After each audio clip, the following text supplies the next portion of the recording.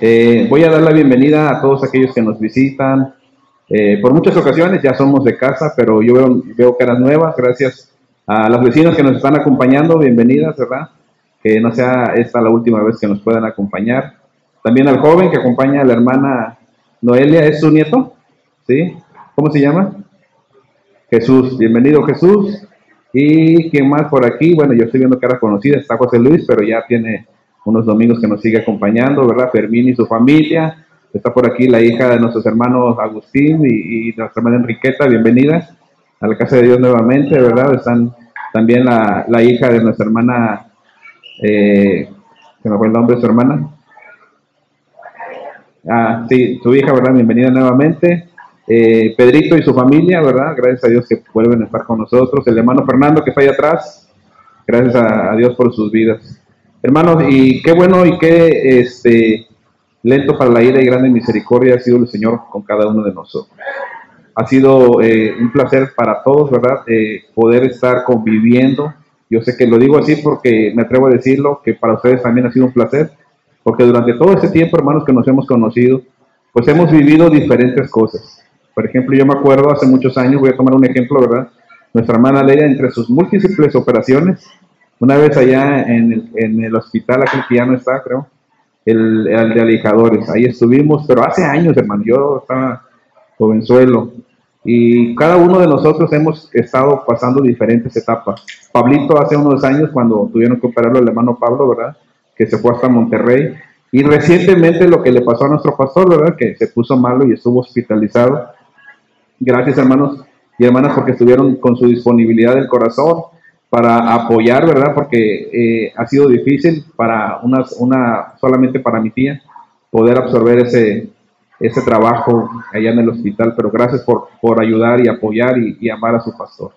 Ahora vamos a entrar en la palabra, vamos a tomar ese tiempo de celebración para ir a ver acerca de la iglesia. Pero antes de eso vamos a orar. Cierre sus ojos ahí en su lugar y oremos al Padre. Señor, en esta tarde te agradecemos, Padre, que tú nos permitas llegarnos una vez más aquí a tu casa. Es un placer y un privilegio, Señor, poder venir, poder estar conviviendo, Señor, pero principalmente, Señor, alabarte y glorificarte, Señor, exaltarte con todo nuestro ser, Señor. Ahora, Padre, vamos a considerar tu palabra, Señor, y la vamos a tomar, Señor, con delicadeza, con toda nuestra fe puesta en ti, Señor, de que tú vas a hablar a través de ella, Señor. Concédenos, Señor, que podamos honrarte y glorificarte a través de tu palabra, Señor. Que tu palabra limpie nuestro camino, que tu palabra alumbre nuestra vida y nuestro ser. Gracias por todo, Señor, en el nombre de Jesús. Amén. A ver si estos asientos, no sé quién dejó esos ahí, por favor, los podrían quitar para que se sienten más personas. Aquí hay asiento, hermano Emilio, y de una vez traigas al hermano Fernando. Mire, aquí hay dos. Quítalo, gatito, ese fruit, si no sé quién lo dejó ahí la basura, por favor. Gracias. Muy bien. Hermanos, en el mundo existen diferentes organizaciones. Las organizaciones, algunas son de libre acceso. El tema que yo traigo hoy en día se llama la Iglesia Santa. Pero pareciera que hubiera una contradicción. En las organizaciones, le decía, hay una especie de requisito para que usted pueda entrar. Por ejemplo, está el club de yates. Para que usted pueda ser parte del club de yates, usted necesita que tener un yate, ¿verdad? Para que usted sea parte del club de motociclistas, ¿qué cree que va a necesitar? ¿Unos patines? No, ¿verdad? Va a necesitar una moto. Si usted quiere ser parte del club de corredores, ¿qué le tiene que gustar? Pues correr. Imagínense que no le guste correr y se inscriba usted al grupo de corredores. ¿Está bien eso? Pues no, ¿verdad? Es incoherente. Es como cuando usted va y paga el gimnasio, pero no va, ¿verdad? Gasta el dinero, a lo loco, podemos decir así. Pero la iglesia cristiana, la iglesia del Señor, ¿sí?, también tiene, digamos, como un requisito. La iglesia es la única organización en el mundo que tiene como requisito de membresía que todos sus miembros, todos nosotros, ¿cuál es el requisito? Que todos seamos pecadores. Fíjense que el requisito para que nosotros podamos ingresar a la iglesia, al cuerpo de Cristo, es que necesitamos ser pecadores. No hay otro requisito más que ese. Gracias. ¿Sí? Ahora, y a pesar de eso, llamamos a la iglesia santa. Muchas gracias. Sí. Llamamos a la iglesia santa. ¿Cómo a un grupo de personas es que nosotros le podemos llamar santa? ¿Sí? Hubo un tiempo, en una ocasión, un periódico allá en Estados Unidos hizo una encuesta y preguntó, ¿cuál es el mayor obstáculo para creer en el cristianismo? La respuesta de las personas a esta pregunta del periódico fue los cristianos mismos. ¿Qué quería decir con esto las personas? ¿Qué estaban diciendo? Bueno, muchos señalaban a que las mismas personas, a veces con su comportamiento al interior de la iglesia, daban a entender que ese comportamiento hacía que las personas de fuera no quisieran asistir a la iglesia. Imagínese esto, usted se llama cristiano o cristiana, asiste regularmente a la iglesia, pero maltrata a sus vecinos. Es una persona en el trabajo que no es ética o que no mantiene una ética que debería de ser. A lo mejor es contestona en su trabajo y usted dice, no, es que porque a mí nadie me va a pasar por encima. Y usted tiene diferentes comportamientos que no van de acuerdo a la palabra. Y entonces muchas personas dicen, yo no voy a la iglesia porque los mismos que asisten ahí son personas que tienen un comportamiento que no va de acuerdo a lo que se llama. ¿Pero por qué se da esta contradicción? Bueno, esto nos lleva a una pregunta. ¿Cómo puede la iglesia ser santa cuando está compuesta por personas imperfectas? ¿Cómo puede la iglesia ser santa cuando los miembros, o sea, nosotros, somos personas imperfectas? ¿Cómo nosotros podemos llamar a la iglesia que es santa? Porque si nosotros vamos a la Biblia constantemente hace un llamado a la santidad. Pero ¿cómo podemos conciliar esto? ¿Cómo nosotros podemos ver esto? Hoy nosotros estamos por celebrar un 34 aniversario ya de esta construcción como tal. Estamos contentos. Pero ¿cómo nosotros podemos conciliar esta parte de una contradicción? ¿Cómo podemos decirnos que somos santos cuando estamos llenos tal vez de pecado? O podemos estar practicando el pecado. Pero la iglesia del Señor siempre va a ser llamada una iglesia santa. Vamos a ir al punto número 1. La santidad. Para comprender por qué o cómo lo podemos responder esta pregunta, vamos a ver que la santidad, primeramente, no viene de parte de nosotros, sino que es un llamado divino. Es algo que Dios hace y no el ser humano. En Primera de Pedro, capítulo 1, versículo 16, ahorita lo va a mostrar Felipe en la pantalla. Dice la palabra de Dios, Primera de Pedro 1, 16, porque escrito está, sed santos porque yo soy santo. Es decir, es Dios mismo quien establece este llamado.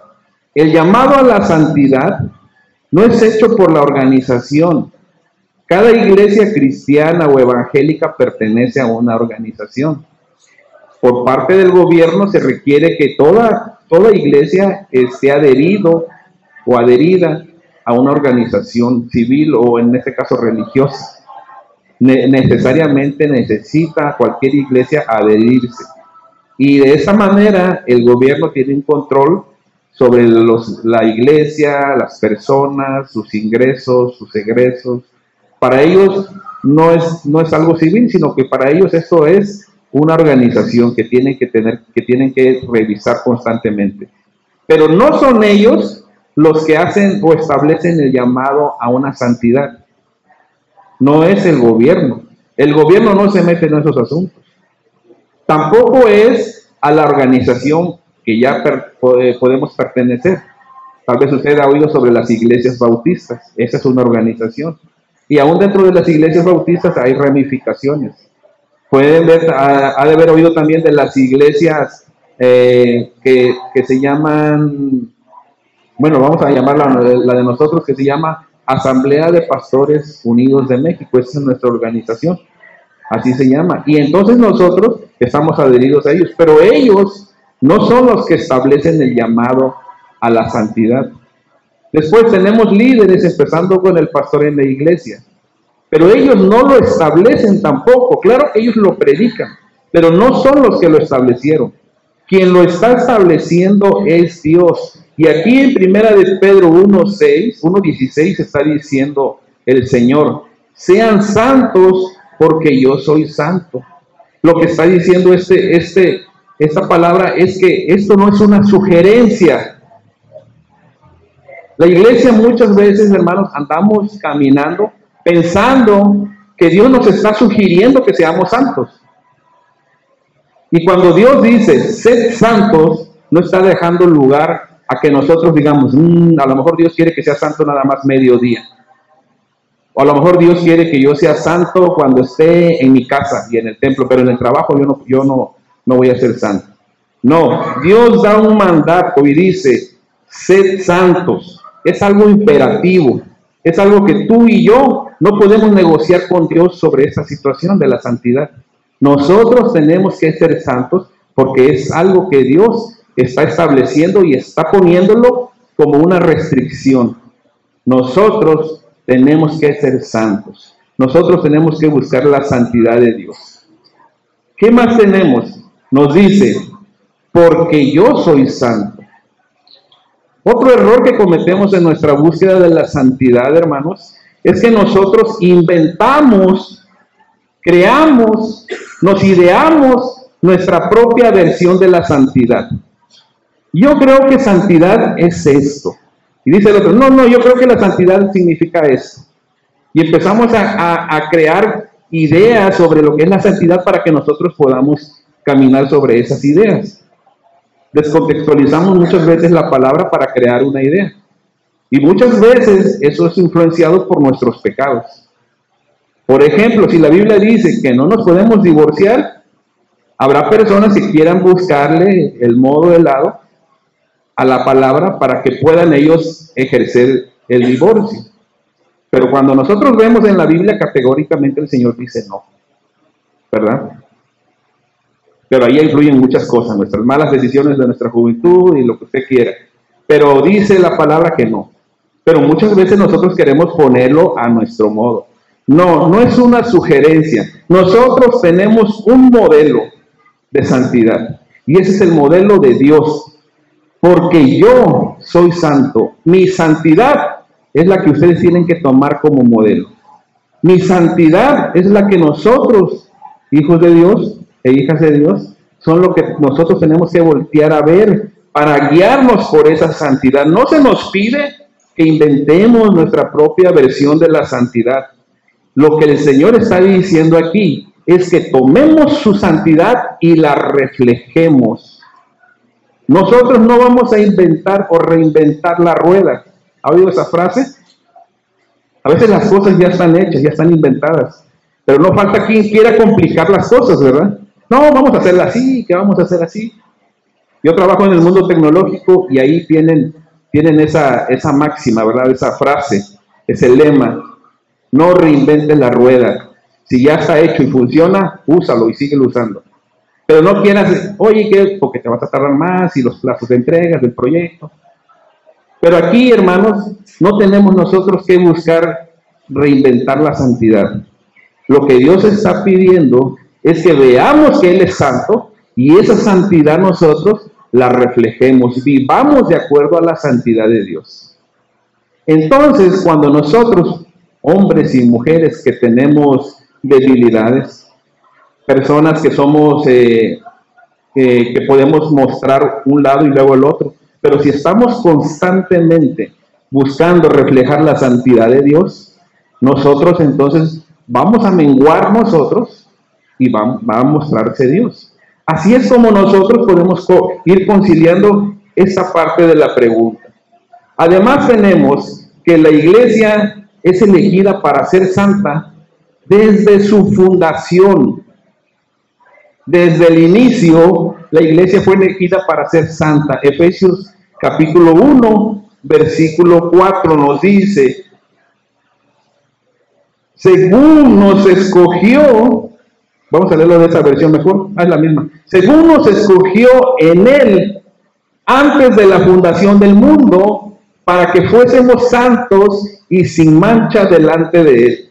¿Ve el propósito de Dios para con su iglesia? Es que tengamos un edificio, es que tengamos el mejor equipo de sonido, los mejores abanicos, ya no abanicos, ¿verdad? Queremos clima, ¿verdad? Porque nos gusta la comodidad. Queremos asientos acolchonados, ¿no? Esos asientos, todos incómodos. Ya los que somos más de 40 años como yo, pues ya la silla, ya después de una hora te empieza a cansar. Pero queremos cada vez más comodidad, pero no es eso lo importante, sino que tenemos que ver que desde antes de la fundación, Dios ya puso la piedra angular para que nosotros seamos santos. La santidad no es una ocurrencia tardía de Dios. No es como que Dios, ay, híjole, ya el ser humano pecó, ¿y ahora qué hago? ¿Qué hago? Voy a fundar una iglesia y voy a crear un plan, y se pone Dios a pensar, ¿verdad? Como que, a ver, primero necesito que muera alguien, necesito sangre, pero sangre de un no pecador, pues mi hijo. Después, ¿qué necesito? Y va haciendo Dios una lista. Como que se le ocurrió a la mera hora. A Dios no se le ocurre nada a la mera hora. Dios es un Dios de orden y Él tiene una omnisciencia en todo su esplendor, hermanos, con toda su soberanía. Vamos conjuntando los atributos de Dios. Dios no cambia, Dios es inmutable, y vamos viendo esto y nos vamos dando cuenta que Dios tiene un plan perfecto, maravilloso desde el inicio. Sí, entonces la santidad no es algo que a Dios se le haya ocurrido de manera aleatoria porque se le salió algo de las manos la situación. No, dentro de su plan estaba mucho antes de crear el mundo. Dios ya había determinado que su pueblo fuera santo. Dios ya había determinado que tú y yo, los que conformamos esta iglesia local y somos parte del cuerpo de Cristo a nivel global, Dios requiere santidad. Dios está demandando santidad a su pueblo. Pero no es porque se le haya ocurrido de repente, sino porque Él lo estableció desde un inicio, desde antes de que este mundo fuera creado, desde antes que se diera el Big Bang, o como ustedes lo quieran ver. Dios había determinado que tú y yo, llegado en ese momento espacial del tiempo de la humanidad, nosotros busquemos la santidad. Es algo que Dios quiere de cada uno de nosotros. Y no podemos tomarlo a la ligera. No podemos tomarlo como algo, ay, bueno, mañana voy a ver si soy santo. Tenemos que buscar la santidad día con día. Es algo preciado porque es algo que Dios quiere de nosotros, ¿sí? Entonces, Dios ya había determinado que su pueblo fuera santo. Este es un destino ya tal vez preordenado para la iglesia. Es algo a lo que estamos destinados a hacer. Ser santos, ser apartados, ser diferentes, completamente diferentes. ¿Qué más tenemos? Primera de Pedro capítulo 2. La santidad es un llamado divino. ¿Por qué? Dice, mas vosotros sois linaje escogido, real sacerdocio, nación santa, pueblo adquirido por Dios para que anunciéis las virtudes de aquel que os llamó de las tinieblas a su luz admirable. No es una opción, hermanos. No tenemos, ahí Dios no nos está dando una opción si queremos ser santos. Ya somos una nación santa. ¿Pero en qué sentido? Una identidad. ¿Saben lo que es una identidad? Si yo le pido a usted que se identifique, ¿cómo mediría su identidad? Como mexicano, ¿verdad? Pero ¿cómo demuestra que es mexicano? Con un documento que se llama Instituto Nacional Electoral. Es una, ¿cómo se llama? Una credencial, que le decimos credencial del elector, porque nos sirve para votar. Pero con esa credencial, tú puedes decir, yo soy mexicano, ¿verdad? Pero si tú dices, yo creo que yo soy gringo, o sea, soy estadounidense, y vas y quieres pasar la garita, ¿te van a dejar pasar? Pregunto, ¿te van a dejar pasar? ¿Por qué? Porque no tienes la manera de identificar que eres estadounidense. No tienes la manera de decir, yo soy de aquí. Pues lo mismo sucede con nuestra vida santa. Para que nosotros podamos decir que somos santos. Porque mire, esta palabra luego es muy descontextualizada. Muchas personas, especialmente del Evangelio de la Prosperidad, lo agarran para decir, tú eres un príncipe, una princesa de Dios, tú eres linaje real, Tú te mereces lo mejor, tú te mereces el mejor carro, tú te mereces la mejor casa, tú te mereces todo eso. Y usan eso diciendo, porque mira, dice, soy linaje escogido, real sacerdocio, nación santa. Pero lo que la Biblia está diciendo aquí es que tenemos ahora una nueva identidad, la identidad celestial. En esta nueva identidad nosotros tenemos que comportarnos como un príncipe, ciertamente, o princesa, tenemos que comportarnos. Pero ¿cómo se comporta una princesa? Bajo principios, ¿verdad? Debe de tener ciertas características. Durante su vida, una princesa o príncipe está siendo entrenado, está siendo preparado, tiene los mejores maestros, tiene los mejores entrenadores y lo buscan entrenar en todas las áreas posibles. Como un hombre culto, una mujer culta, una mujer o un hombre que sepa usar las armas, porque hasta eso los entrenaban, que sepan hablar y expresarse, que conozcan de ciencias, que conozcan, que sepan establecer relaciones. No unos plebeyos como nosotros, tal vez, ¿verdad? Que hablamos mal el español, pero ellos no, están siendo constantemente preparados. Nosotros, el ser príncipes, el tomar esto y decir soy un príncipe o una princesa de Dios, estamos tomando la responsabilidad de comportarnos con el linaje real del rey. Si a ti te gusta decir, es que yo soy un príncipe, una princesa de Dios, estás tomando la responsabilidad de decir que estás representando el linaje real del Dios. Y ese linaje real es la santidad. No para que te vistas de dinero y de placeres para toda tu vida. Si Dios te da y trabajas y te pones a trabajar, Dios te va a bendecir. Pero no lo esperes nada más porque dice esta cita. Sino lo contrario, tienes que vivir bajo la santidad del Señor. Porque si somos una nación santa, es porque ya estamos nosotros dispuestos a tomar la responsabilidad de nuestro Rey. La acción que nosotros hagamos impacta en cómo va a ver el mundo al Rey. Nosotros somos su linaje real aquí en la tierra. Pero el Rey lo estamos representando aquí. Por eso Dios quiere que tú y yo busquemos esa santidad. Por eso Dios quiere que tú y yo lo hagamos y lo hagamos bien a través de reflejar su santidad. No busquemos de realizar una santidad propia. Él quiere que nosotros tomemos su santidad y la mostremos. Entonces, como un príncipe, así como un príncipe o princesa debe comportarse de acuerdo a su realeza, nosotros también. Nosotros tenemos que tomar la santidad de Dios y debemos vivir según esa nueva identidad. Tenemos que vivir de acuerdo a la identidad celestial, a la identidad que tenemos de Dios. Vosotros sois linaje escogido.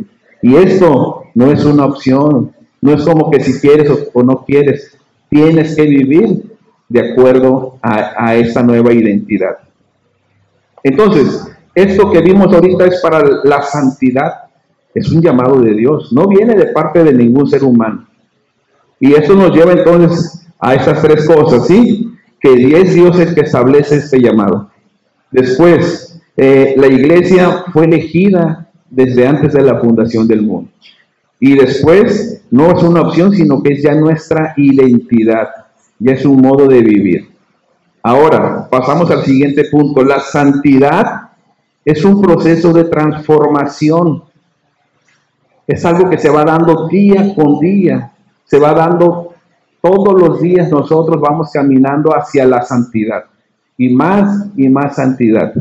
Y tal vez hoy di 10 pasos hacia la santidad, pero mañana tal vez dé un paso y tal vez pasado mañana dé 5 pasos y después otro día doy otro medio paso. No importa, pero sigue avanzando en la santidad. No te puedes detener porque es algo transformador. Algo que va siendo continuo, ¿sí? Vamos a 1 Corintios capítulo 1, versículo 2. Somos santos por nuestra posición en Cristo, o somos santos posicionalmente en Cristo. O sea, es Cristo que nos ha hecho santos. Mire, dice 1 Corintios 1, 2, a la iglesia de Dios que está en Corinto, a los santificados en Cristo Jesús, llamados a ser santos, con todos los que en cualquier lugar invocan el nombre de nuestro Señor Jesucristo, Señor de ellos y nuestro. Pero quiero hacer hincapié en esa parte que subrayé ahí. A los santificados en Cristo Jesús.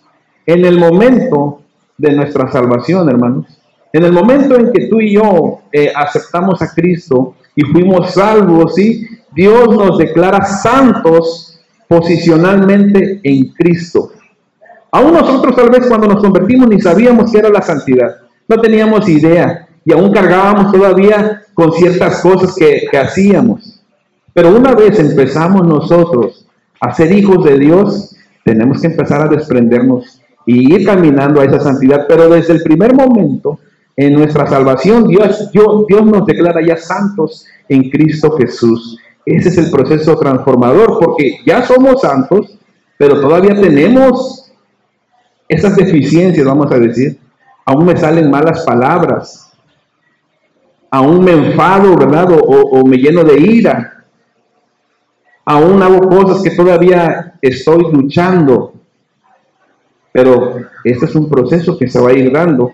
En el momento de nuestra salvación, entonces Dios nos declara salvo. Y es como recibir en ese momento lo que tú no podías hacer cuando yo te estaba poniendo el ejemplo de que vas para Estados Unidos y no puedes, ¿verdad? ¿Por qué? Porque no eres ciudadano. Pero ¿qué tal si en ese momento sale el cónsul y te dice, a ver, Benjamín, tú quieres pasar a Estados Unidos, pero no eres mexicano, pero ¿sabes qué? Te voy a dar la ciudadanía ahorita. Y te sella ahí, te da el papel y lo manda a imprimir. Es el cónsul, todo el mundo le va a hacer caso. Sí, y lo sella y te da tu ciudadanía. Vamos a decir la ciudadanía, es un proceso otro. Vamos a decir que es la ciudadanía.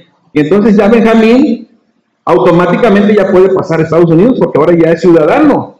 Y goza de todas las bondades de ser ciudadano de Estados Unidos, así como todas las responsabilidades, ¿verdad?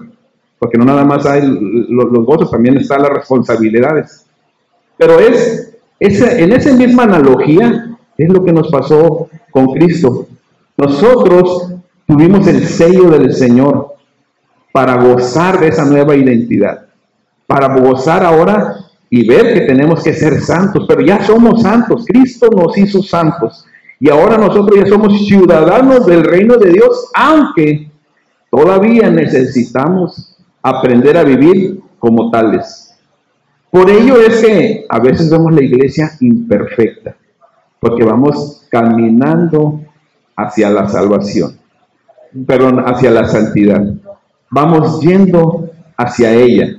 Ojo, no estoy diciendo con eso que tengas que vivir siempre diciendo malas palabras. Tú tienes que cambiar. La Biblia nos llama, en el libro de Romanos nos dice, ¿sí?, que renovemos nuestro entendimiento. O sea, ahí va ligado a cambiar nuestra mentalidad. No podemos, después de 15 años en el Evangelio, sigo amando las cosas del mundo, sigo buscando lo que buscaba cuando estaba en el mundo. No podemos hacer eso. El Hijo de Dios siempre va a buscar la santidad. ¿Qué más tenemos en esta parte? Es un proceso continuo de transformación. Segunda a los Corintios 3:18. Dice, por tanto, nosotros todos, mirando a cara descubierta, como en un espejo, la gloria del Señor, somos transformados de gloria en gloria en la misma imagen, como por el Espíritu del Señor. La santificación, hermanos, es como el crecimiento de una planta. Cuando tú siembras la planta, ¿qué pasa con ella? No enseguida crece, ¿verdad? La vas abonando, le vas poniendo agua. Es más, antes de todo eso, primero agarras la semillita y la tienes que hacer germinar. Una vez que germina, la pasas a otro lado. Y una vez que alcanza a cierta altura, la pasas a otro lado. Y una vez que alcanza a cierta altura, la trasplantas y así te la vas llevando hasta que ya la puedas pasar a un buen lugar. Ahí está diciendo, somos transformados de gloria en gloria en la misma imagen. Entonces, la santificación es gradual, pero constante, o sea, no se detiene. Nunca tu santificación se va a detener. La iglesia nunca se detiene para ser santa, sino que cada día va siendo más santa. Nosotros tenemos que ser más santos de lo que fui ayer. Mañana tengo que ser más santo de lo que soy hoy. Y así consecutivamente. Yo voy buscando esa santidad. Ese es nuestro deber y eso es lo que tenemos que hacer nosotros. Cada día, mientras contemplamos a Cristo, porque es lo que nos está diciendo aquí, mirando a cara descubierta como en un espejo la gloria del Señor. Recuerde que nadie ha visto al Señor, pero el unigénito Hijo de Dios le vino a mostrar o lo vino a revelar. Nosotros, conforme nosotros cada día contemplemos a Cristo, veamos a Cristo, la Biblia nos llama a que Cristo sea formado continuamente en nuestras vidas. La nueva identidad ahora va a ser Cristo. Lo que tú no puedes lograr en tu carne, no te preocupes, lo va a hacer Cristo, pero tienes que dejarlo ahí. El Espíritu Santo nos va transformando para ser más como Él. Filipenses capítulo 2, versículo 12. Hay una cosa que a veces cometemos el error de pensar, que lo dejamos todo en manos de Dios, o sea, en el sentido de que nosotros no hacemos nada. Nosotros no debemos hacer nada. Pero Filipenses capítulo 2, versículo 12 dice: por tanto, amados míos, como siempre habéis obedecido, no como en mi presencia solamente, sino mucho más ahora en mi ausencia, dice, ocupaos en vuestra salvación con temor y temblor. Ocupaos. Habla de una cooperación activa de nuestra parte. Habla de que nosotros, hermanos, tenemos que estar en constante actividad, de ocuparnos, como si aquello se nos fuera a ir de las manos, como si en un momento el enemigo pudiera brincar y permitir que nosotros caigamos. Recuerden que Satanás está para hacernos caer. Él es el acusador de los hermanos y está en constante ataque. Además de ello, mire, el cristiano lucha contra tres cosas. Tres enemigos tenemos. Satanás no te va a poseer, pero siempre va a estar alrededor, porque él anda como león rugiente buscando a quien devorar. ¿Qué más tenemos lucha? El mundo. El mundo siempre nos quiere absorber. Y habrá iglesias que por ellos, por ganarse al mundo, se hacen como el mundo. Dijo un pastor, no es posible que quieran agarrar a la novia, a la desposada del Cordero, o sea, la iglesia, y la vistan con trapos de inmundicia, porque la quieren vestir como el mundo, y el mundo dice, hablando espiritualmente, con trapos de inmundicia, y quieren vestir a la iglesia con esos trapos de inmundicia, para que el mundo diga, mira, son iguales a nosotros, vamos con ellos. Y se esfuerzan en ser más como el mundo, pero la Biblia dice, no te conviertas tú a ellos, en lo que ellos se conviertan a ti. La santidad es eso. Entonces, Dios busca entonces que nos ocupemos, que estemos continuamente en esa ocupación, porque aunque Dios es el que hace la obra de santificación, nosotros no estamos sentados, hermano. En ese proceso de santificación, no crea que vamos a estar sentados, Señor, santifícame aquí, pero no quiero leer. Señor, santifícame aquí, pero me da flojera orar. O me hinco y ya 5 minutos y ya me paro porque ya. La santificación nos va a costar tiempo y esfuerzo. Si tu mente no quiere leer porque no lo entiende, tú tienes que decirle a tu mente, pues vamos a leer. Porque no todos somos inteligentes, ¿verdad? A muchos nos cuesta aprender las cosas, aún las del mundo. Pero estamos macheteándole. Nosotros estamos llamados a ocuparnos de todo con temor y temblor.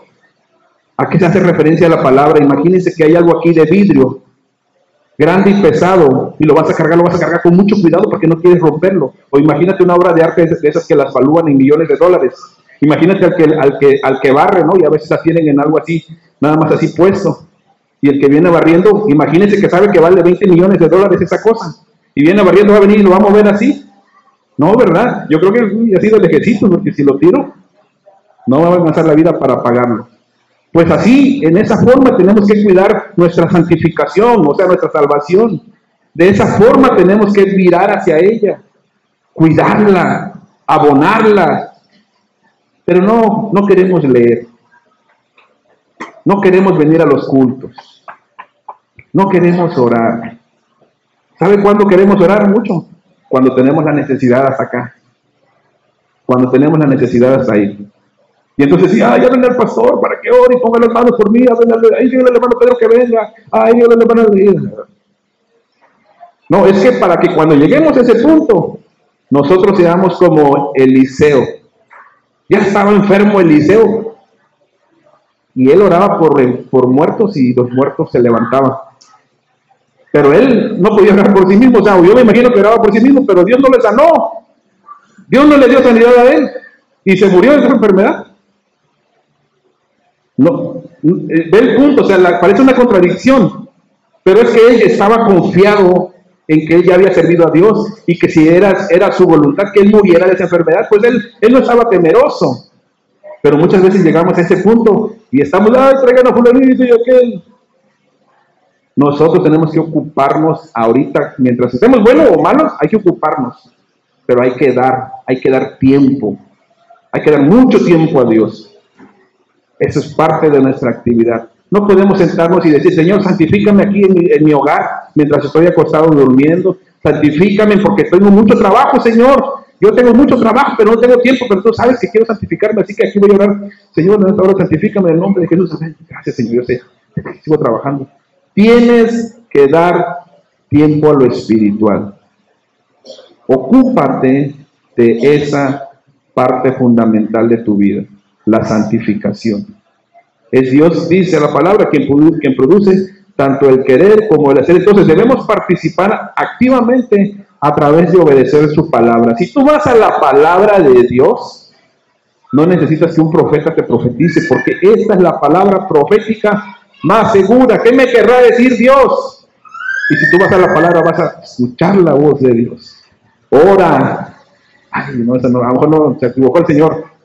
A lo mejor yo quiero la oración donde Dios me hable y me diga que me va a dar un carro nuevo. Ya te digo, ¿quieres un carro nuevo? Ponte a trabajar bastante. Pero luego está en la contradicción, trabajan mucho, descuida la familia. O prepárate más, para que en tu trabajo te paguen más. Pero eso es secundario. Lo primordial es tu santificación, que tú veas por ella, peles por ella. Está el ejemplo de las 10 vírgenes. 5 sensatas, me llama la Biblia, y 5 insensatas. Cada una de ellas tenía algo para echar ahí, aceite. Para cuando llegara el esposo, cada una recibiera a su esposo bien preparada. Pero una fue insensata y no hizo activamente lo que tenía que hacer. Dijo, después, al cabo, al rato voy a la tienda, y se confía. Y resulta que el esposo llegó antes, inesperadamente, porque no sabía a qué horas iba a llegar. Y dijeron, ahí viene el esposo. Pero había unas 5 que sí estaban preparadas, que ellas dijeron con tiempo, no, yo no me voy a dormir, yo voy a prepararme, porque si mi esposo llega, yo tengo que tener listo. Así que cuando ella veía que se le bajaba el aceite, porque tenía prendido el mechón, y se le estaba bajando, el mechón le echaba la luz. Y cuando el aceite se le estaba bajando, llegaba a la mitad y salía y compraba más y llegaba y lo rellenaba. Nunca dejó que se le acabara el aceite. Esos son simbolismos. El objeto donde echaban el aceite somos nosotros. El aceite sí habla del fuego que nosotros tenemos que vivir en el Señor, la pasión que tenemos que tener a través del Espíritu Santo. Pero si nosotros descuidamos esa parte de nuestras vidas, por mucho trabajo, por muchas ocupaciones, por la familia, por lo que tú quieras. Si tú descuidas eso, o por pecado, ¿verdad? Porque hasta por pecado también. Se te va a ir bajando y dices, mañana leo, mañana voy a la iglesia, mañana esto, mañana. Cambias los cantos por música del mundo, cambias la iglesia por lugares del mundo, cambias el orar por ver Netflix, ver Prime Video y tantas cosas hoy en día que hay. Cambias todo eso por lo que verdaderamente importa. Pero cuando llegue el momento de que nos presentemos ante el Cordero, ¿cómo nos va a hallar? Tenemos que ocuparnos, dice, ocupaos en vuestra salvación con temor y temblor. Tenemos que ocuparnos de todo el conjunto de nuestra vida espiritual, hermanos. Ya basta de que tengamos nosotros que el pastor, que ya ahorita ya está enfermo, ¿verdad? Y le prohibieron predicar ya. Pero que tengamos todavía, no, es que el pastor no me ha dicho que oren. Es que ahora no predicaron de oración, por eso no oré esta semana. Es que la hermana Liz no envió las lecturas y por eso no. Yo les pregunto, ¿a ustedes les gusta que le den la comida masticada en la boca así? ¿Verdad que no? Nada más los animales, hay ciertos animales. A nosotros nos gusta preparar y que lleve cierto sabor. Está bien el trabajo de la hermana Liz y de Felipe, y que es bueno. Pero tú también ocúpate en estudiar la palabra. No digas, ya oí a la hermana Liz y con eso es suficiente. No, estudia la palabra. Cuando estábamos iniciando con los del grupo de alabanza, había un lema que tomamos, o bueno, que yo les mencioné ahí, decía, ser teólogo no es una opción, ser músico sí, aquí en la iglesia. Porque si tú dices, quiero tocar, bueno, pues tienes que aprender y todo el rollo, ¿verdad? Y seguir la disciplina que hay. Pero ser teólogo, al rato tú dices, ya no quiero ser músico, bueno, pues ya bájate, ya, no, ya estate ya no quieres ser músico. Aquí en la iglesia de Dios, ¿verdad? No a fuerza tienes que ser músico, no porque te conviertes ya tienes que ser músico. Pero ser teólogo, o sea, estudiar la Biblia, esa no es una opción para el Hijo de Dios. Sí o sí tenemos que meternos a estudiar la Biblia. Sí o sí tenemos que ser santos porque Él es santo. Vamos a pasar al punto número 3. La santidad se manifiesta en la comunidad. ¿Cuán importante, hermano, es la comunidad? ¿Cuán importante es que nosotros tengamos una buena comunicación, una buena hermandad? Dice la palabra de Dios, mirad cuán bueno y cuán delicioso, dice, fíjese, delicioso es habitar los hermanos juntos en armonía. Eso nos va a motivar a la santidad también. Pero separe, decía el hermano Emilio ayer, separe un tizón del fuego, o sea, un carbón de donde está la lumbre, ¿y qué va a pasar con él? Se va a apagar, ¿verdad? Hebreos 10:24 dice, y considerémonos unos a otros para estimularnos al amor y a las buenas obras.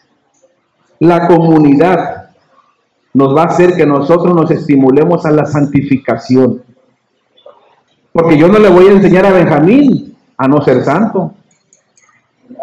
Y Benjamín no le está enseñando a sus estudiantes a no ser santos.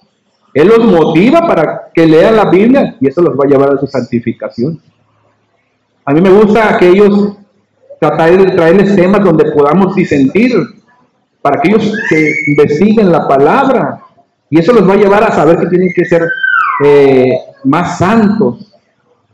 Que pregunten, que vean, que seamos como la iglesia de Berea. ¿Qué hacía la iglesia de Berea? Les predicaban y ya decían, no, pues ya. Llegaban a su casa y veían en las escrituras que tenían y corroboraban que se les hubiera dicho eso.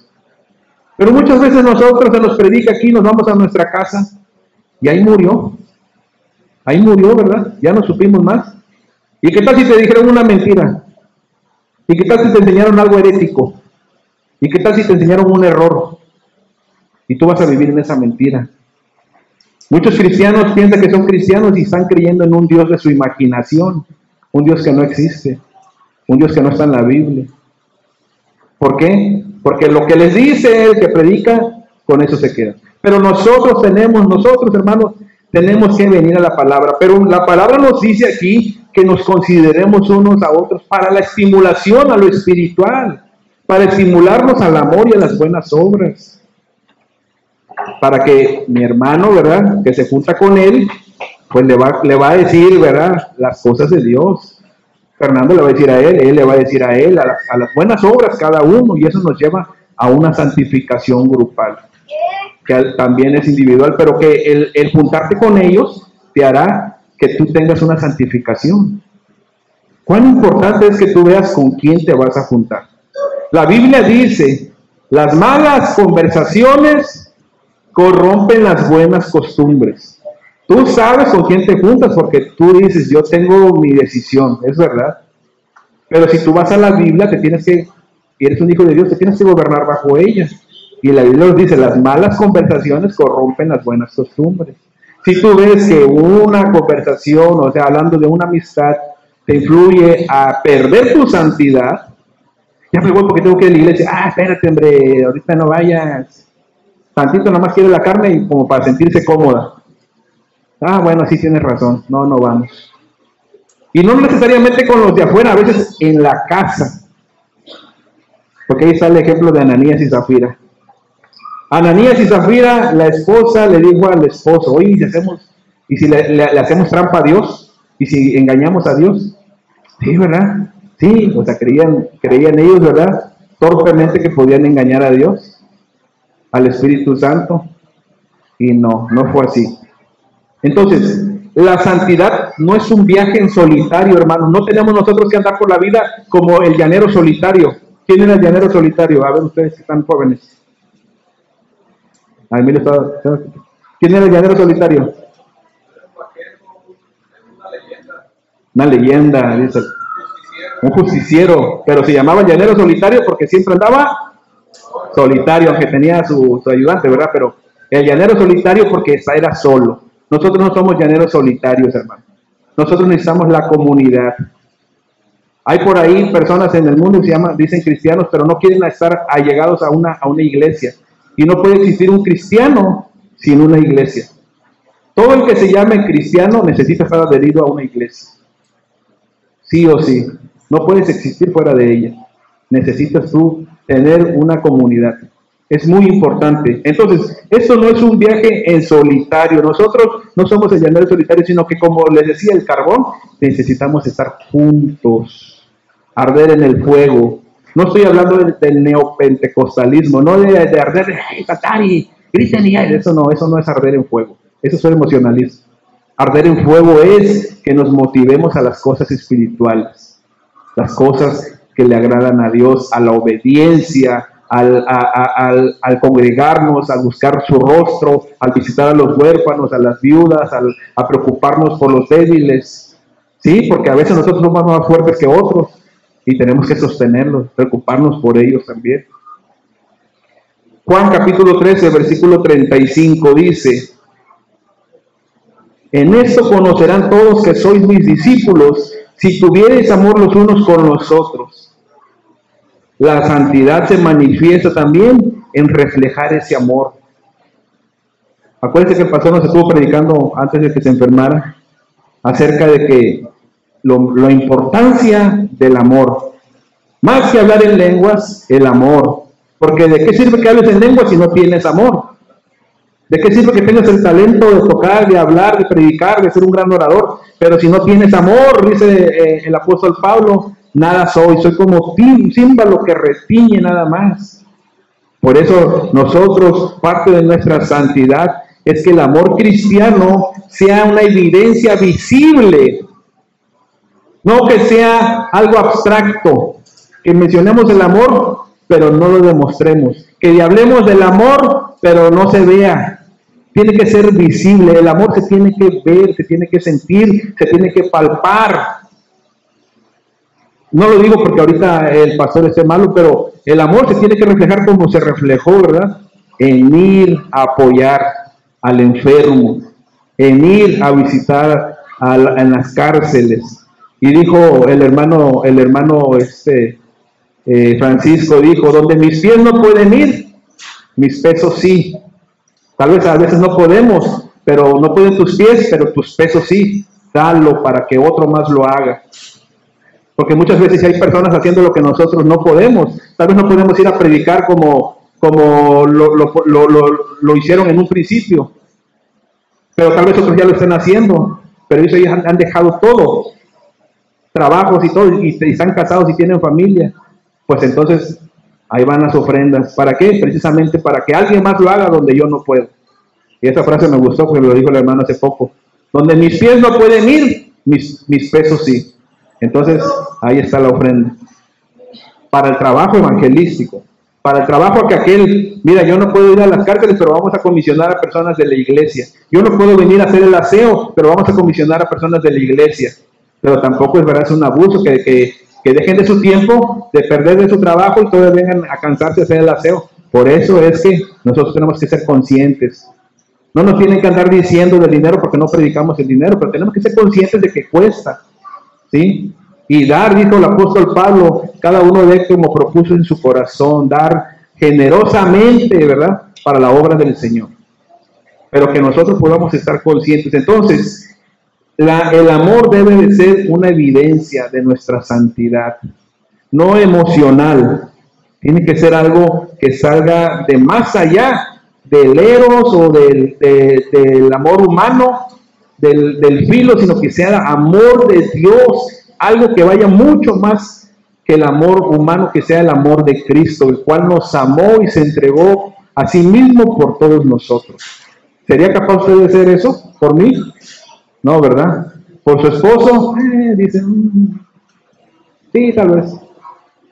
Pero por sus hijos, la vida doy por ellos, ¿verdad? Dice uno, ¿verdad? Porque ama uno a los hijos.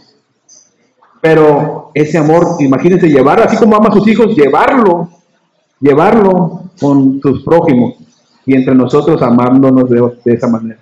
No nos vaya a pasar como el apóstol Pablo tuvo que mandarle una carta a la iglesia, ya no me acuerdo cuál ahorita, pero le dijo, no es posible que convivan ustedes y hay abusadores que se agarran a comer y dejan a otros ahí, y peor en la cena del Señor. Pero no, cuando nosotros vamos a Hechos, dice la palabra que los hermanos se demostraban el amor vendiendo sus propiedades porque estaban en persecución para que tuvieran que comer los que estaban escondidos. Y convivían, dice, todos juntos compartiendo el pan y la mesa, ¿verdad? No lo digo tampoco porque vaya a haber comida, aquí gracias a Dios siempre procuramos, ¿verdad?, que todos coman, que todos alcancen. Pero que seamos conscientes que el amor supera todas esas cosas, aún las cosas de nuestra carne. Porque ¿quién no es comelón? ¿Verdad? Todos de alguna manera. Pedro es el primero. ¿Qué más tenemos? Mateo 5. Acuérdense que me dejaron el lugar tarde porque vimos el video. Todavía no termino. Mateo 5. Vamos a leer unos pedazos. Dice, vosotros sois la luz del mundo. Luego nos brincamos al 16. Dice, así que, o así alumbre vuestra luz delante de los hombres, para que vean vuestras buenas obras y glorifiquen a vuestro Padre que está en los cielos. La santidad se manifiesta en comunidad, pero se refleja en nuestro testimonio colectivo. Es muy importante, hermanos, que todos nosotros manifestemos el mismo testimonio ante la comunidad, ante los demás. ¿Sí? Porque no sé si le ha tocado que luego dice, no, yo asisto en el Dios viviente. Ay, asiste fulanita, y es esto, o fulanito, y ese hizo esto. Hermanos, qué pena, ¿verdad? Cuando debemos nosotros ser luz del mundo, tenemos que alumbrar al mundo, tenemos nosotros que ser un faro, como en el medio del mar, cuando el náufrago de aquella embarcación ya perdió control de su embarcación, y no hay a dónde está, y está en las olas, pero de repente ve la luz, y dice, ahí hay un faro, entonces es posible que ya estemos salvos. Así anda el mundo. Ellos no andan diciendo, yo necesito ayuda. Ellos no lo dicen. Ellos no saben que su alma está en continuo pecado. Pero cuando la luz del Evangelio que va a irradiarse a través de nuestras vidas, ellos lo vean, van a ver ese faro y van a correr a ese faro. Necesitamos todos juntos demostrar. Ahora imagínense, junta los faros, junta las luces, ¿cómo se verá? Uno alumbra poquito, ¿verdad? Pero va juntando 2, 3, 4. Uno a veces ve las cosas de manera lineal, pero en el Evangelio no es lineal, es exponencial. Significa que se va multiplicando lo aquello. Porque dice la palabra, uno hace correr a 1000, pero 2, si lo vemos de manera lineal, diríamos, pues si uno hace correr a 1000, 2 hacen correr a 2000. Pero no dice así la palabra, dice, uno hace correr a 1000, pero 2 a 10,000. ¿Qué pasó? Pasó de 1000 a 10,000. Ahora imagínense, le agregas un tercero, un cuarto, un quinto. Las luces aquellas, hermanos, va a ser gigante. No va a haber modo de que las personas no vean la inmundicia de sus vidas y digan, yo necesito ser limpio de esto, yo necesito aquello. Y ese es el llamado de nuestra santidad. Si nosotros empañamos nuestra santidad, ¿cómo verá el mundo a Dios? ¿Cómo lo alcanzará a ver? La pregunta es, ¿estamos siendo un faro aquí? ¿Estamos llevando la luz a donde vayamos? ¿O estamos nosotros siendo personas que las personas le saquen vuelta por nuestro carácter, por nuestra forma vulgar de hablar, por nuestra forma de comportarnos? Ya me voy porque viene el tranza. La otra vez se me cayó 100 pesos y no me los devolvió, dijo que eran de él y ya. No, tenemos que ser luz en medio de las tinieblas. Nuestra santidad colectiva es un testimonio poderoso en el mundo. Esa santidad, hermanos, cuando vivimos diferentes al mundo, las personas pueden ver una alternativa a su modo de vida. Vamos a entrar a la última parte. La santidad es posible por el Espíritu Santo. Filipenses 2:13 dice, porque Dios es el que en vosotros produce así el querer como el hacer por su buena voluntad. No estamos solos en esa tarea. Ya dijimos que no somos el llanero solitario, necesitamos la comunidad, pero tampoco es como que estemos solos para lograr la santidad. Tenemos al Espíritu Santo, y el Espíritu Santo no solo nos da el deseo de ser santo. Todo cristiano va a tener el deseo de ser santo. Todo cristiano necesita, él va a ver la necesidad de las impurezas fuera, de todo aquello fuera. Entonces, el Espíritu Santo no solo nos da el deseo de ser santos, sino también el poder para lograrlo. El Espíritu Santo nos va a dar esa capacidad para que tú y yo logremos la santidad, para que tú y yo alcancemos ese paso. Y le digo, hoy di uno, mañana doy otro, y si puedo doy 10, y si puedo doy 15, ¿verdad? Y si puedo corro un maratón para ser santo. Pero no hay necesidad, simplemente con que avances en tu santidad. Avanza día con día. Es el Espíritu Santo, hermanos, imagínenselo como un entrenador divino, un coach. Los famosos coaches están ahorita, ¿verdad? Que tú contratas para que te diga, oye, yo no sé hacer ejercicio, pero entréname para ser boxeador o cualquier otra disciplina. ¿Y qué es lo que te dice, no? Bueno, lo primero que necesitas es dejar de comer esas chucherías. Ay, me pagaste.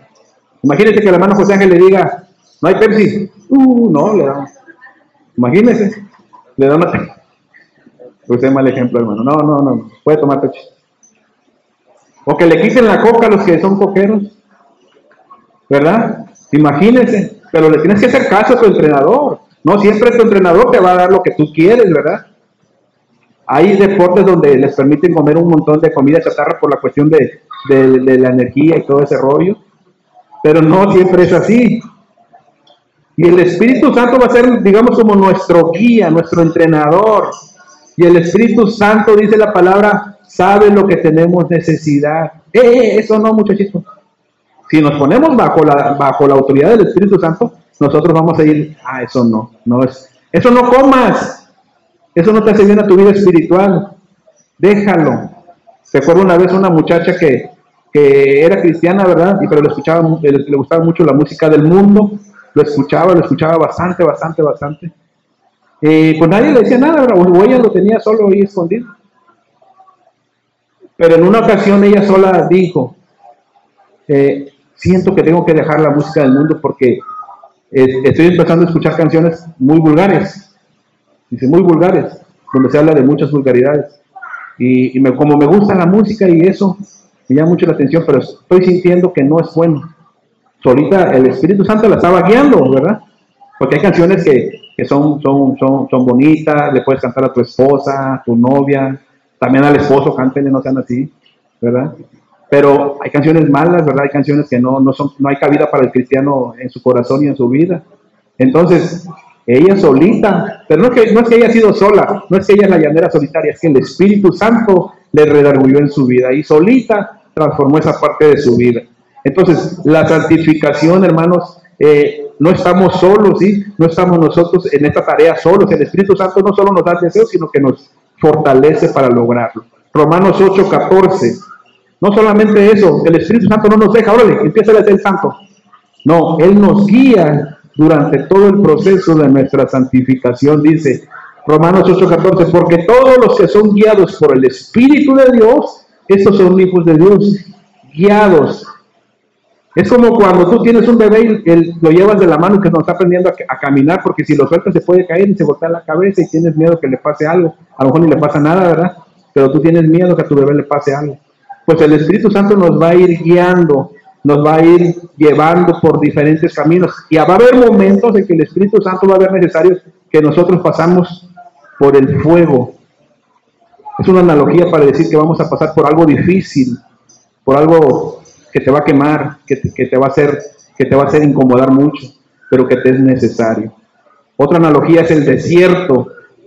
En el desierto pues es incómodo, la arena pica, el sol quema, te empieza a dar sed bastante, te acabas el agua, ya no tienes. Es muy incómodo vivir ahí, la serpiente, los animales ponzoñosos. Pero a veces nos es necesario pasar por el desierto. Y nos lleva el Espíritu Santo. Pero el Espíritu Santo es como Dios cuando Israel estaba en el desierto. Era, dice la Biblia, una nube en el día para cubrirlos del incandescente sol y una columna de fuego, porque en la noche se baja la temperatura, ¿verdad? Y el pueblo dice, ¡ay, qué agradable! Ya no tenemos frío. Ahí estaba Dios. Entonces, el Espíritu Santo nos guía, porque es como ese GPS divino. ¿Sí sabe a qué le refiero, verdad? En una ocasión nos fuimos en Reynosa y nos llevamos el carrito rojo, Laura y las niñas y yo. Y yo puse el GPS, lo puse mal, o sea, no lo puse mal, sino que no me acordé que lo había puesto hacia más o menos por González, para ya ir a agarrar hacia Victoria. Pero lo puse en el pueblito, en el mero centro.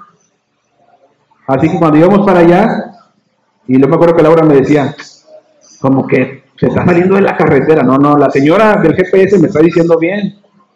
Me está diciendo bien la señora. Y dice, y que dobla a la derecha. Y sí, de repente salimos de la carretera a una carretera así de esas feyes, lúgubres. Y ella, oirán, no, si no se puede equivocar, el GPS no se puede equivocar. No, pues llegamos al centro de un pueblito, no sé cuál.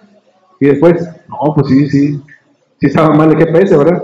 Pero el GPS divino, o sea, el Espíritu Santo, el guía, Él no se va a equivocar. Parecerá ante tus ojos, no, como que no era por aquí el camino. Imagínese a José. José tuvo de parte de Dios la visión de quién iba a ser. Pero en el proceso lo quisieron matar sus hermanos, lo fue vendido como esclavo, lo acusaron, le iban a cortar la cabeza. Tanto que pasó José para llegar al proceso de Dios, ¿verdad? Pero José nunca dijo, yo creo que Dios se equivocó. No, José siempre creyó a Dios y por eso es considerado uno de los héroes de la fe. ¿Sí? Entonces no estamos solos, es el Espíritu Santo nos va a ir mostrando el camino correcto y cuando nos desviemos nos va a indicar. Vamos al siguiente punto y el último, que dice Gálatas 5:22. ¿Qué es lo que hace el Espíritu en nosotros? Todos creo que muchos se lo sabemos de memoria, más el fruto del Espíritu es amor, gozo, paz, paciencia, benignidad, bondad, fe, mansedumbre, templanza. Contra tales cosas no hay ley. ¿Qué hace el Espíritu Santo? Produce ese fruto en nuestras vidas. Conforme a la medida que nosotros vayamos, vamos a ir cambiando, hermanos. Un capítulo anterior nos empieza a mostrar las obras de la carne. Las obras de la carne, mírenlo como un fruto que no es fruto, ¿verdad? Como las espinas, como las cosas horribles que hay también en la naturaleza. Son las obras de la carne, es la contraparte del fruto del Espíritu. El ser humano, o el Hijo de Dios, el ser humano nada más hace las obras de la carne. Pero el Hijo de Dios, como todavía somos carnales, estamos también todavía en esa disposición de volver a hacer cosas de la carne. Pero como tenemos el Espíritu Santo y es nuestro guía, Él nos va a guiar al fruto del Espíritu. Pero recuerden, ahí nuestra participación activa es muy importante. Nuestra participación en la búsqueda del Espíritu Santo es muy importante. Entonces, así como un árbol sano da naturalmente fruto, todo hijo de Dios sano en las Escrituras va a dar el fruto del Espíritu Santo. Póngase de pie. La última, Felipe, la conclusión. La iglesia es santa, respondiendo a la pregunta. La iglesia es santa no por sus miembros imperfectos, o sea, no por ti, por mí, que somos imperfectos. ¿Por qué es santa la iglesia? Es santa porque pertenece a Dios, a un Dios santo. Hemos tenido unos debates aquí con los del grupo de alabanza y algunos adolescentes que nos han acompañado de unos temas. Y el último tema que estamos tratando es, ¿se pierde o no se pierde la salvación? Y casi se agarran a golpes unos ahí, pero los calmé. No es cierto. Pero sí estamos teniendo esos temas, pero Una de las cosas que yo dije, ¿verdad? Es lo que a Dios le pertenece, no se lo puede arrebatar nadie. Y aquí me está diciendo, ¿verdad? Porque pertenece a un Dios santo que está obrando continuamente en ella. Efesios 5, 25, 27 es para el marido, pero mire la parte que resalté ahí. Dice: marido, amad a vuestras mujeres, ¿cómo? Así como Cristo amó a la iglesia y se entregó a sí mismo por ella para santificarla. Primeramente pone para santificarla, dice, habiéndola purificado en el lavamiento del agua por la palabra, a fin de presentársela a sí mismo una iglesia gloriosa, que no tuviese mancha, ni arruga, ni cosa semejante, sino que fuese santa y sin mancha. Hermanos, el llamado hoy, más que celebrar este aniversario, el llamado hoy es vivir conforme a esta identidad santa, ¿sí?, que hemos recibido. No nos debemos de conformar con menos. Si tú actualmente estás luchando para tu santificación, hoy que sea un punto de inflexión para tu vida, para que tú digas: yo voy a buscar del Señor, yo tengo que cambiar, yo tengo que orar más, yo tengo que buscar más de su lectura, yo tengo que congregarme más, partes esenciales para la vida del cristiano. Yo sé que tienes deudas, yo sé que tienes que trabajar, yo sé que tienes que atender a tu familia, que no te alcanza el tiempo, yo sé, pero tienes que abrir espacios para esa vida santa. Tienes que hacerlo. No puedes ya de estar con esa mentalidad. No puedes dejarlo para después. Es una demanda que nos hace Dios, que nuestras vidas individual, cada uno, pero también colectivamente, reflejen cada día más la santidad del Señor. No una santidad inventada, la santidad del Señor. Esa es la que Dios quiere que reflejemos, porque a eso nos llamó, de la luz de las tinieblas a su luz admirable. Amén. Vamos a orar para después pasar al alimento físico, ¿verdad? Que se ve muy sabroso todo. Vamos a orar. Padre, te damos gracias, te agradecemos, Señor, por permitirnos llegar a un año más. Pero nada mejor que celebrar con la palabra espiritual, Señor. Y tu palabra, Señor, nos dice que tú eres santo y tú demandas esa santidad de nuestras vidas. La iglesia es santa porque a pesar de nuestras deficiencias, Señor, de nuestras imperfecciones, tú nos vas perfeccionando. Nos vas conformando a la estatura del varón perfecto, de Jesucristo, y tu Espíritu Santo nos va llevando por el camino correcto, guiándonos cada día, Señor.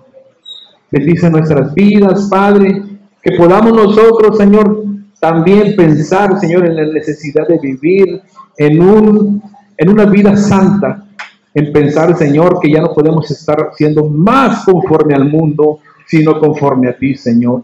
Pensar, como dice tu palabra, que el tiempo es corto, que el tiempo apremia y que tenemos que vivir ya como si fueras a venir mañana, cuidando nuestra salvación y nuestra santidad con temor y temblor, Señor. Como si aquello se nos fuera a ir de la mano, como si en un momento pasara un ladrón y nos lo arrebatara, como si viniera el enemigo y lo deshiciera, pero no lo hará, Señor. Pero con ese, Señor, reverencia y temor podamos preocuparnos, Señor, de vivir una vida santa, Padre. Gracias, gracias, Señor. En el nombre de Jesús, bendice a tu pueblo, Señor. Bendíceles, Padre, que tu palabra, Señor, haga eco en sus corazones, quebrante las vidas, Señor. Qué mejor que vivir una vida, Señor, quebrantada bajo el poder de tu palabra, Señor. También te seguimos pidiendo por la vida de tu siervo Jorge Chávez, Señor, que ya está en casa y descansando. Síguele fortaleciendo, Padre, y está en tus manos, Señor, hasta el momento que tú, Señor, tengas a bien llamar a tu presencia. También permítanos servirle, Señor, a la familia pastoral, Padre, en lo que podamos. Gracias. Vamos a participar de estos alimentos, Señor. Permítenos convivir y tener, Señor, momentos como iglesia, Señor, de estar juntos para glorificarte. Que podamos, Señor, estar juntos en los alimentos y bendícelos, Señor, y santifícalos también. Que seamos, Señor, fortalecidos a través de ellos. En el nombre de Jesús. Amén.